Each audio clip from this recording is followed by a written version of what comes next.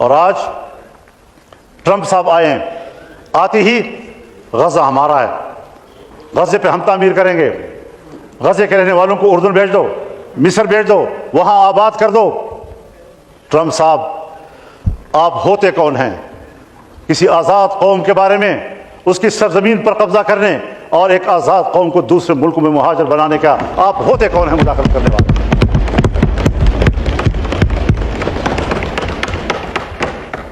آپ کا کٹ پتلی 15 مہینے فلسطینیوں کا قتل عام کر کے انسانی جرم کا مرتکب ہوا ہے۔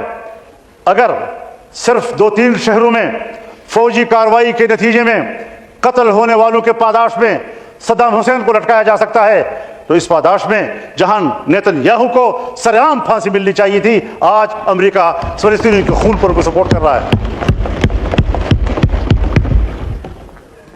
بنیادی بات یہ ہے کہ جنگ عظیم اول کے بعد جب دنیا میں یہودی دربدر ہو گئے اور جرمنوں کے ہاتھوں پٹ گئے، تو اس زمانے میں لیگ آف نیشنز، اقوام متحدہ نے قرارداد پاس کی کہ ان دربدر شدہ یہودیوں کو جگہ دینا، ان کو اثر نو بسانا، یہ بین الاقوامی ذمہ داری ہے۔ بین الاقوامی ذمہ داری قرار دے کر صرف فلسطین کی سرزمین کو اس کے لیے کیوں خاص کیا گیا؟ تمام ملکوں سے کہا گیا کہ جہاں جہاں پر کوئی یہودی بستا ہے اپنے ملک میں ان کے لیے جگہ دو۔ کیوں کسی ملک نے ان کو جگہ نہیں دی اور سب کو اکٹھا کر کے فلسطین کی سرزمین میں لایا گیا؟ قرارداد میں کہا گیا ہے کہ کسی شہری کو، کسی یہودی کو جبراً کہیں آباد نہیں کیا جائے گا۔ قرارداد میں کہا گیا ہے کہ کسی سرزمین پر سرزمین والوں سے پوچھے بغیر جبراً ان کو آباد نہیں کیا جا سکتا۔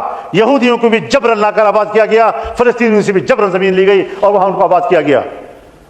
قرارداد میں کہا گیا ہے کہ فلسطین اوور پاپولیٹڈ ایریا ہے، یہاں مزید کسی کو آباد کرنے کی گنجائش نہیں ہے، اس کے باوجود اوور پاپولیٹڈ ایریا پر ان کو آباد کیا گیا۔